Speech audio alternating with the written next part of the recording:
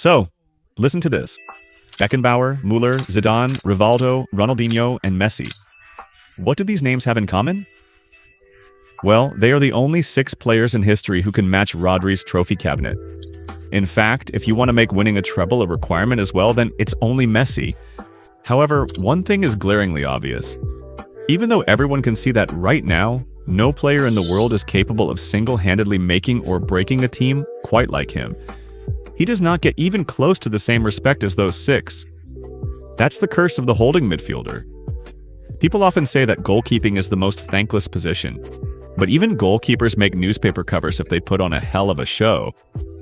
But as Guardiola himself said, the holding midfielder can never ever be in the highlights. He has to do the thinking for the whole team and not expect the recognition. Think about it. Sergio Busquets may be the greatest holding midfielder of all time, and he never even made it into the Ballon d'Or top 20. That kind of award is only meant for the superstars and the freaks of nature. So when some guy who barely looks like an athlete went out and actually won it, most football fans took it as an affront. After all, normally, if you get upset at the Ballon d'Or, you can always just claim it has lost all credibility and call it a PR award. But this time, the winner did not even have an Instagram account. In fact, it was the same guy who just 3 years before had finished a university degree in business management. That's always been Rodri's problem. He's always been too normal. So normal that at 17, Atletico did not realize the player they had in their hands and allowed Villarreal to just take him. So normal that at Villarreal, they too were so unenthusiastic about him that he literally lived in a college dorm room while he played for them, riding a bicycle to training until he could save up for an Opel Corsa, staying so low-key about it all that when his roommates finally found out he was a serious player, it was because they saw him on TV getting subbed into a match against Barcelona. After which, he began having to apologize to them every time he had a bad performance because they all had him in their fantasy league teams. That's the thing about Rodri, in his own words. He always had his football world and then the real world. In fact, one time he got so worked up studying for an exam that when he finally stopped to check his phone, he had 20 missed calls because he had forgotten he had a match that same day. Yet, after only 1 season as a regular starter, he already had Atletico trying to undo their mistake, paying $25 million to get him back. And after a single year under Simeone, being taught what competitiveness really meant, learning how to be the bad guy, how to really tackle and make the other team miserable for 90 minutes, it was now Man City who were signing him for a club record $70 million. Rodri arrived in the Premier League with just 4 starts for the Spanish national team, only a month after his 23rd birthday, and immediately shocked every one of his teammates because while most of them were dating some Instagram model, Rodri would get on the team bus after every game and FaceTime his long-distance girlfriend who was still back in uni finishing her medical degree, loudly complaining to her if he thought they'd had a shit game, to which his teammates would get on his face telling him, "What are you doing, man? Pep will hear you." Though really, Rodri was Pep's favorite. You see, he hadn't just brought him in because Rodri had quickly dominated every passing and tackling stat in La Liga, or even because Fernandinho was already 35 and in desperate need of a replacement. Pep wanted him because Sergio Busquets had been one of the greatest poster boys for his football philosophy, and yet in the 7 years since leaving Barcelona, he had never managed to recreate anything like it. In fact, it was Busquets himself who had talked Rodri into taking the move to Man City, and from the moment he arrived, he became Guardiola's pet project. Every single day, Rodri would stay behind in training, not to practice, but to have a 30-minute one-on-one session with Pep. As he explained, we'd sit there talking with our hands, moving coffee cups around the table like it was a chessboard. He'd tell me, if he goes here, then he goes there, and then bang, you gotta move here. I had always found it easy to read the game ever since I was a kid, but he was the final piece of the puzzle. However, it's not like it happened overnight. Even after 52 games in that first season at City, as good as he was, Rodri could also, at times, struggle to put the team's needs in front of his own urges, as he admitted himself. I used to jump forward a lot, pressing high, and sometimes that's good, but many times not. If they play around you, the team is left naked. And whenever that happened, Guardiola was relentless, frequently telling him that You move too much, the holding midfielder's job is to be there when he is needed. Don't move. Just be there. In other words, before ever allowing him to add his own individual flair, first Guardiola had to strip Rodri's game back to its bare bones in order to build it back exactly how he wanted it. Even if it took some sacrifices and a bit of psychological warfare, you see that's in his second season. Despite playing more games than anyone else in the squad, Guardiola benched Rodri for the Champions League final. And he had to sit there and watch as his teammates choked what would have been the greatest achievement in the club's history. It broke him, as he'd confess. When I first saw my family after the game, I couldn't speak. I just knew I never wanted to feel that way again, that I had to work even harder to find a way to just be better. So he did. And in his third year, Rodri became, without the slightest shadow of a doubt, the most consistent player in the league. With 92% pass completion, no one even came close. And it wasn't like he was stat padding with safe sideways passes either, according to Opta's pass impact score, which basically measures something similar to expected goal over performance, but for passing, no player in the league could get into the 3 digits. But Rodri scored 135. As for the defensive side, Calvin Phillips was the league's top performer for ball recoveries per 1,000 opposition touches, with 12.8, except for Rodri, who hit 17. Meanwhile, in aerial duels with 72%, forget comparing him to other midfielders altogether, only top-class center-backs could compete. Meaning that finally, having perfected every single side of his game, as they got within 6 matches of the end of the season with Liverpool trailing only a point behind them. Guardiola finally trusted Rodri enough to take the game into his own hands whenever he saw fit. And he repaid that trust by redefining what could even be expected of a holding midfielder. First, he warmed up with a goal against Watford, and after that, opened the score against Leeds, then made it 3 in a row against Newcastle. And following a single game without putting his name on the board, as City trailed 2-0 against West Ham, he assisted the first as they came from behind to clinch the draw, before running it back on the final day as they went behind 2-0 again, now with only 12 minutes left in the season, scoring the equalizer as they miraculously clutched a 3-2 win to leapfrog Liverpool one final time and ensure their rivals could not take the title, even with 92 points to their name. In the space of 6 games, Rodri had completely transcended his own role. So, rightfully, after the celebrations, Fernandinho finally accepted it was time to leave.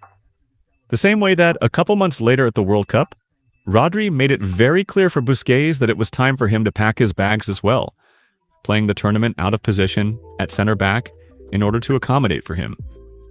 And still somehow, breaking Xavi's record for the most passes completed in a single tournament, even though they got knocked out after just 4 games? Yeah, it was right about here that things started to get scary.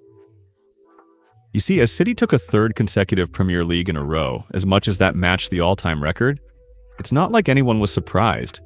However, in the meantime, after almost a decade of disappointing Champions League performances, that year in the quarterfinals against Bayern Munich, Rodri scored an absolute screamer to jumpstart what would become Bayern's heaviest defeat in 5 years. And with that statement made, he then put down one of his most complete performances in the semis, stepping over a midfield of Valverde, Kroos, and Modric, as he led City towards an even more impressive 4-0 win. And finally, after taking the FA Cup, meaning that as they stepped onto the UCL final, it was not only a matter of taking their first ever title, but also that they were 1 win off a treble. What did Rodri do? He came out of nowhere to score the only goal, take the trophy, the Man of the Match award, and the tournament's Player of the Season. But was he done? No.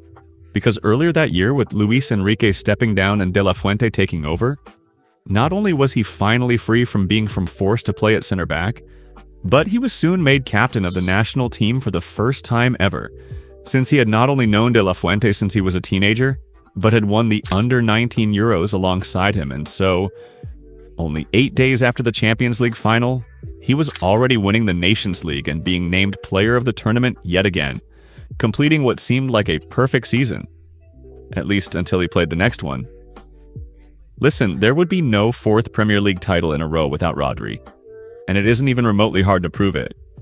You see, 6 games in, Uncharacteristically, Rodri lost his head, grabbed Gibbs White by the throat, and got himself his only ever straight red, and a 3-match suspension to go alongside with it. And you know what happened in those 3 games? City took 3 defeats in a row, and then a couple months later, he got another suspension after taking his 5th yellow card of the season. And guess what happened in that game? City lost again.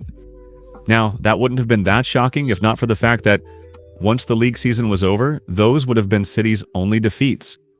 However, it should have been no wonder they won every game for which Rodri was present. Because in the meantime, he had not just broken Ricardo Carvalho's record for the most consecutive games without a defeat. He had flown right past that 58-game mark and set a new bar all the way up at 74 games. Over that stretch, City were 46% more likely to win any given match with Rodri in the lineup than they were without him. And this time, it wasn't just because of any passes, tackles, or aerial duels.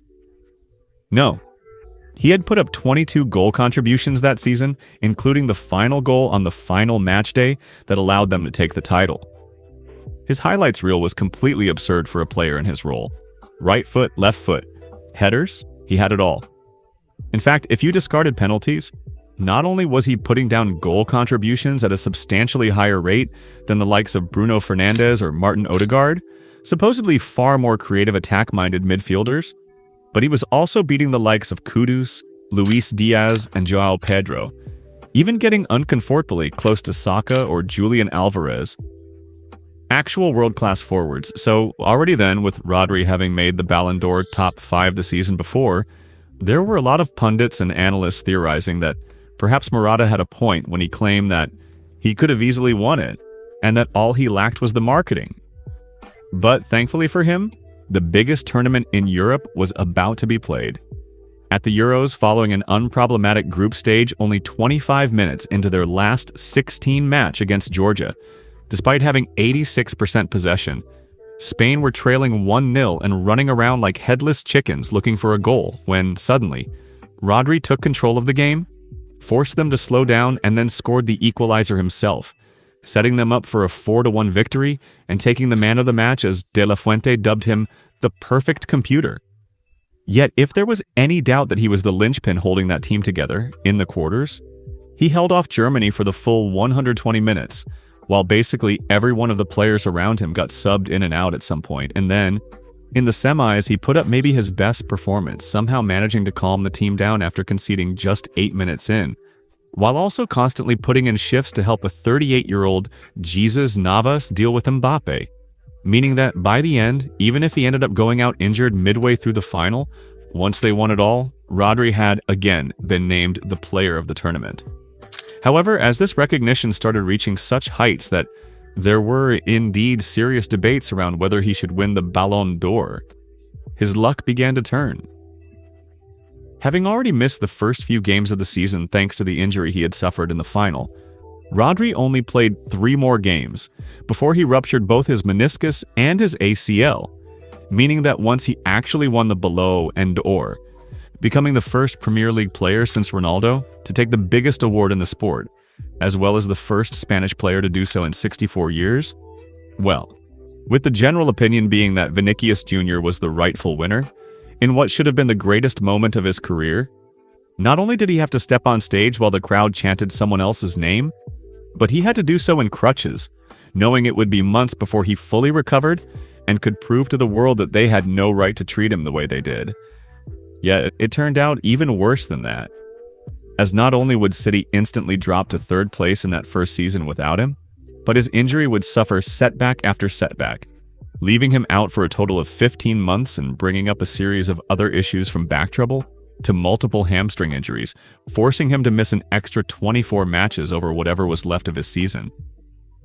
Yet, as everyone assumed his best days were behind him, and that any chance for redemptions at the eyes of the general public was now out of reach, Guardiola made one strange claim, that at the World Cup we'll see the best Rodri we've ever seen. And it could not have been more prophetic. Coming from what seemed like a standstill, Rodri caught enough momentum that he broke his own record for the most passes completed in a single tournament, commanding Spain all the way to the final, repeatedly going against the grain in a World Cup. whose headlines were being dominated by the superstars and goal scorers, being the man of the match against Portugal, completely nullifying the superstars of France, finally being one of the main reasons why Argentina could not get a single shot on target. And in the end, lifting the trophy once again as the player of the tournament. Meaning that, looking back now, especially seeing how there are growing rumors that Real Madrid, the same team who boycotted his Ballon d'Or ceremony, is now trying to sign him, there are a lot of people who owe Rodri an apology.